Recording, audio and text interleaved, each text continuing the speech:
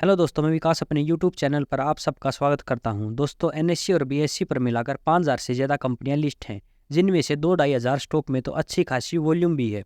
और अगर हम उनमें से अच्छे स्टॉक की बात करें तो 500 से ज़्यादा स्टॉक अच्छे भी हैं। पर इसका ये मतलब तो नहीं कि हम 500 स्टॉक में पैसा लगा दें। और वैसे भी हमारी औकात ही क्या है मार्केट के सामने। हम समुद्र के सामने बाल्टी में पानी लेकर खड़े हैं। तो मेरे हिसाब से आपको ये तो समझ में आ गया होगा कि आप इतने ज़्यादा स्टॉक नहीं ले सकते, पर हमें कितने स्टॉक लेने चाहिए ये एक बड़ा सवाल है। तो चलिए इसे समझते हैं।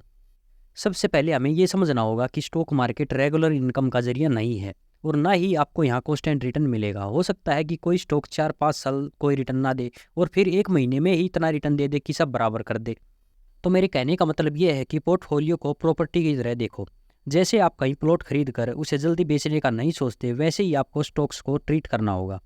किसी भी स्टॉक में पैसा लगाने से पहले 100 बार सोचो, फिर पैसे लगाओ। और अगर कंपनी के प्रमोटर सही काम कर रहे हैं, उसकी अर्निंग सही है और उसमें कोई दिक्कत नहीं है, तो बेचने का सोचो भी मत। और वैसे भी आपके पास खोने के लिए क्या है? अगर आप किसी स्टॉक में 100 रुपये लगा रहे हो तो आपका 100 रुपये ही डूब सकता है, लेकिन 100 रुपये का शेयर 1000 या उससे ज़्यादा भी हो सकता है। लेकिन दिक्कत तो तब है जब आपके पास केवल 100 ही रुपये हैं, जो आपने एक ही स्टॉक में लगा दिए और वही जीरो हो गया। इसीलिए प्रॉपर डाइवर्सिफिकेशन ज़रूरी है। अगर आप 10 स्टॉक में काम कर रहे हो और उनमें से 4-5 स्टॉक गलत भी हो जाएं तो आपको ज़्यादा फर्क नहीं पड़ेगा। लेकिन अगर आप एक स्टॉक में काम कर रहे हो और वही गलत हो जाए तो बड़े बड़े इन्वेस्टर के बारे में पढ़ो। आपको एक बात कॉमन मिलेगी कि सबके पोर्टफोलियो में 8-10 स्टॉक ही हैं। तो क्या हमें भी 8-10 स्टॉक में ही काम करना चाहिए? तो मेरे हिसाब से बिल्कुल भी नहीं, क्योंकि जितने भी बड़े बड़े इन्वेस्टर हैं वो मार्केट में बहुत लंबे समय से हैं। जितने कम स्टॉक उतना ज़्यादा रिस्क। तो मेरे हिसाब से आपके पास 12 से कम और 20 से ज़्यादा स्टॉक नहीं होने चाहिए। और अगर मैं अपनी बात करूं तो मैं 15 स्टॉक अपने पोर्टफोलियो में रखता हूं। 15 एक आइडियल नंबर है, क्योंकि खाली स्टॉक लेने से कुछ नहीं होता, स्टॉक को लगातार ट्रैक करना पड़ता है। 15 स्टॉक को आप आसानी से ट्रैक कर सकते हैं और ये डिसीजन ले सकते हैं कि कौन सा स्टॉक आपकी उम्मीद के हिसाब से चल रहा है और किस स्टॉक को आपको बदलने की ज़रूरत है। मैंने भी अब तक 4-5 अच्छी अच्छी कंपनियों के बारे में वीडियो बनाई है, और बहुत सारी यूट्यूब चैनल हैं जो अच्छे अच्छे स्टॉक के बारे में बताते रहते हैं। अब पहले तो आपको ये डिसाइड करना होगा कि आपके सर्कल में कौन कौन से स्टॉक आ रहे हैं, जो स्टॉक आपको पसंद है या जिन कंपनीज का बिजनेस आपको समझ में आ रहा है। अब आपके पास 40-50 स्टॉक की लिस्ट आ जाएगी। अब आपको सभी का मिनिमम 10 साल का चार्ट देखना है।